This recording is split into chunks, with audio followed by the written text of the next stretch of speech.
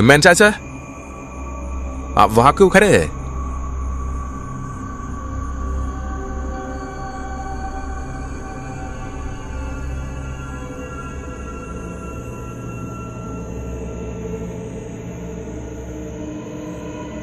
ये सब हो क्या रहा है?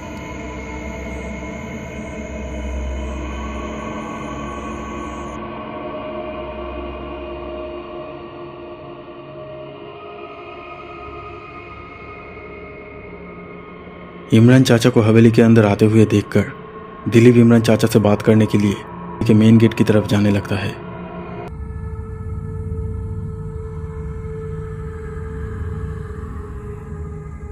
दिलीप कॉरिडोर में आता है इमरान चाचा से बात करने के लिए। वो मेन गेट की तरफ देखता है, लेकिन चारों ओर नजर घुमाने के बाद भी उसे इमरान चाचा कहीं दिखाई नहीं दिए। दिलीप को हैरानी हुई। उसने कुछ देर पहले ही इमरान चाचा को हवेली के अंदर आते हुए देखा था, फिर वो कहाँ चले गए? इमरान चाचा, इमरान चाचा।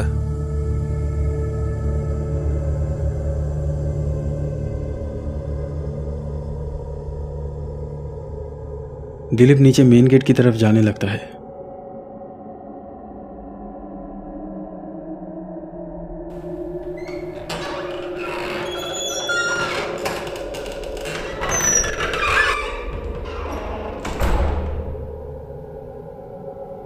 तभी उसे तीसरी मंजिल के किसी कमरे का दरवाजा खुलने की आवाज सुनाई दी। उसने ऊपर की ओर देखा।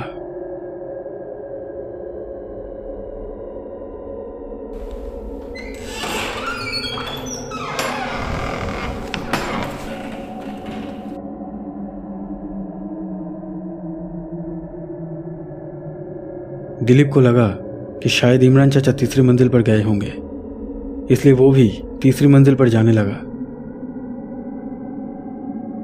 तीसरी मंजिल पर पहुंचकर दिलीप समझ नहीं पा रहा था कि किस कमरे का दरवाजा खुलने की आवाज आई थी और इमरान चाचा इस समय तीसरी मंजिल पर क्या करने आए होंगे।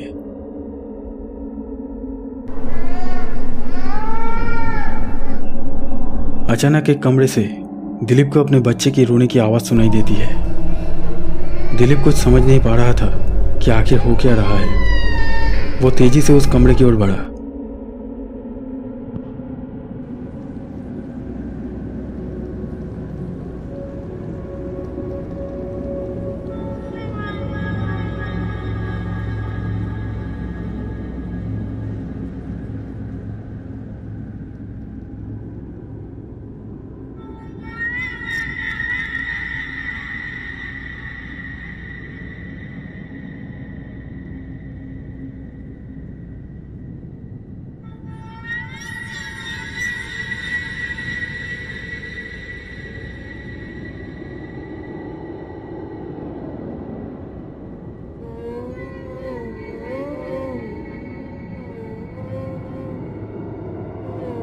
कौन कौन है यार? मेरे पास आओ।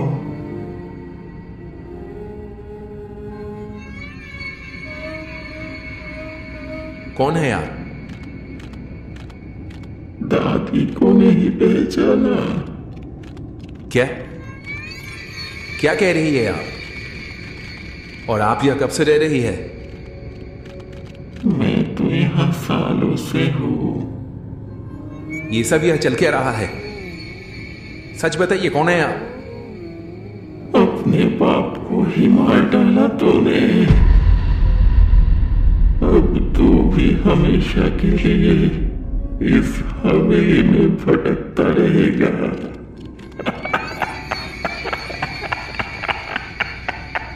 इमरान चाचा को तो मैं नहीं छोड़ूंगा।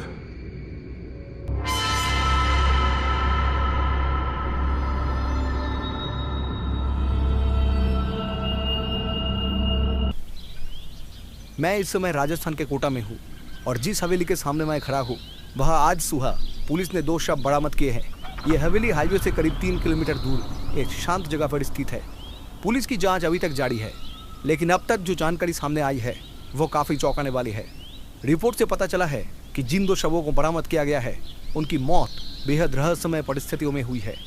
और इस रहस्यमय मामले को गहराई से जांच की जा रही है। आगे की जानकारी के लिए हमें पुलिस की रिपोर्ट का इंतजार है।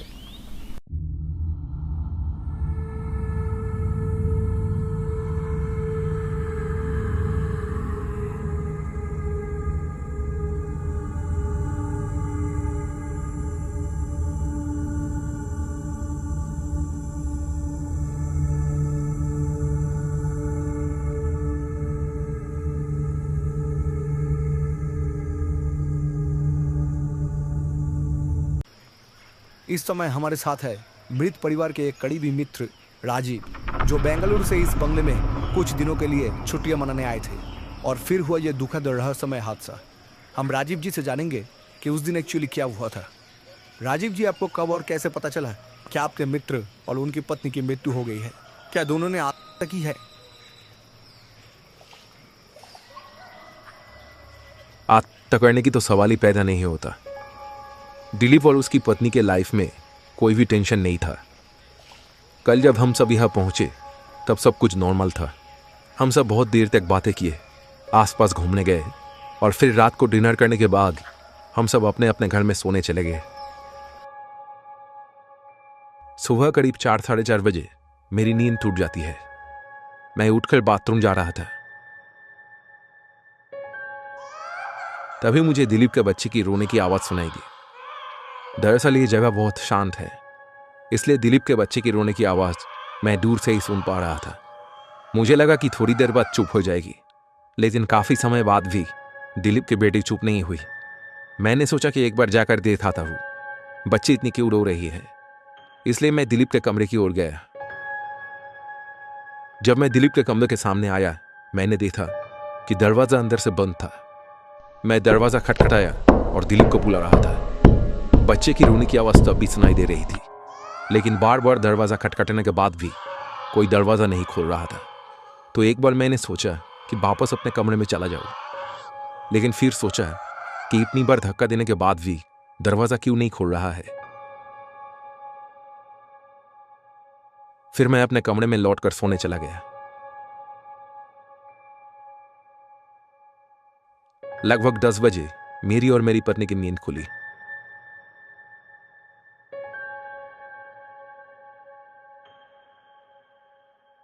जब मैं फिर से दिलीप के कमरे की ओर गया तो देखा कि दरवाजा तब भी बंद था और बच्चे का रोना भी थम गया था।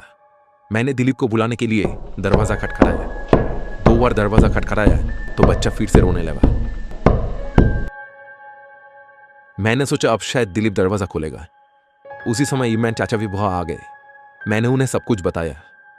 10 मिनट तक दरवाजा खटखटाने के बावजूद जब कोई दरवाजा नहीं खुला तो मेरी चिंता और बढ़ गई।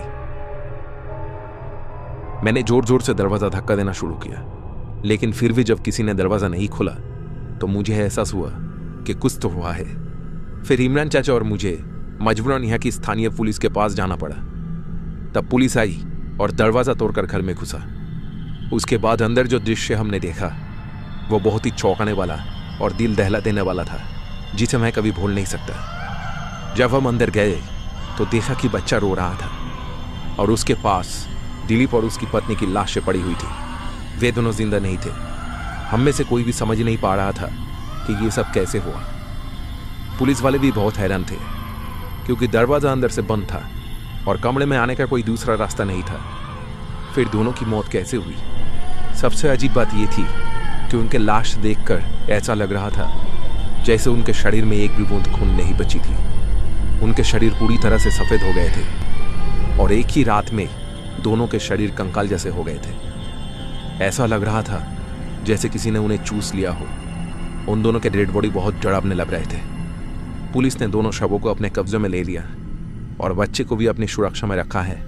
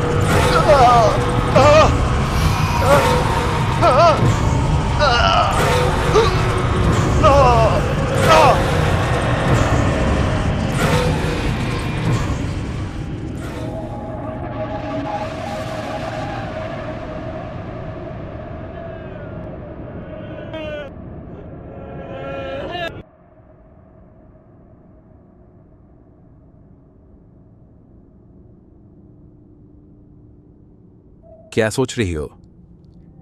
नहीं, वो तुम्हारे पापा के बारे में किसी को पता तो नहीं चलेगा ना?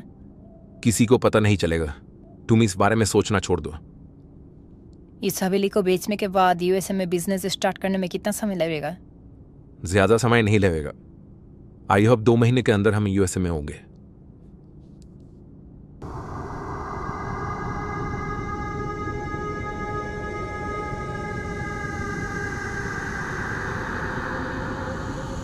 ममता, मेरी बच्ची, मेरी बच्ची।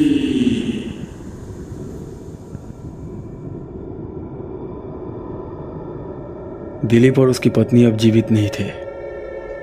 उस बंगले में कई सालों से एक जिन का बसेरा था और वहाँ कई भटकती आत्माएं भी मौजूद थी। उसी रात दिलीप और उसकी पत्नी को उस जिन ने मार डाला था, क्योंकि दिलीप और उसकी पत्नी ने मिलकर दिलीप के पिता की हत्या कर दी थी। दरअसल दिलीप लंबे समय से इस हवेली को बेचना चाहता था और उस पैसे से यूएसए में अपना बिजनेस शुरू करना चाहता था, लेकिन उसके पिता इस हवेली को बेचने के सख्त खिलाफ थे। इसलिए दिलीप ने अपने लालच में आकर अपने ही पिता की हत्या कर दी ताकि वो हवेली बेच सके। लेकिन उस हवेली में जो जिन कई सालों से रह रहा था, उसने दिलीप और उसकी पत्नी को मार डाला ताकि हवेली कभी न बिके और दिलीप और उसकी पत्नी की आत्माओं को हमेशा के लिए उस हवेली में कैद कर दिया। दिलीप की आत्मा ने जब इमरान चाचा को देखा था और बच्चे की रोने की आवाज़ सुनी थी, दरअसल वो सिर्फ उसकी यादें थी। अब दिलीप की आत्मा उस बंगले में भटकती रहती है, अपने किए गए पापों के लिए माफ़ी मांगते हुए। उस दिन के बाद से इस हवेली को भूतिया हवेली के नाम से जाना जाने लगा।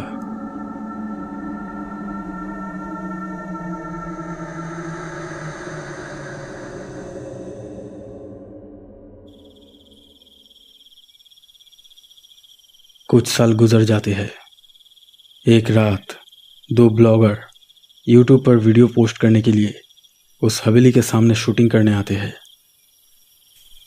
दोस्तों, यही वो बंगला है जहां बंद कमरे में पति पत्नी की बहुत रहस्यमय और अजीब तरीके से मौत हो गई थी और आज तक कोई नहीं जान पाया कि उनकी मौत कैसे हुई।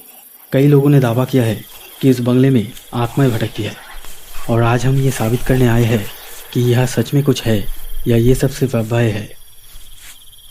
कैमरे को थोड़ा उधर कर।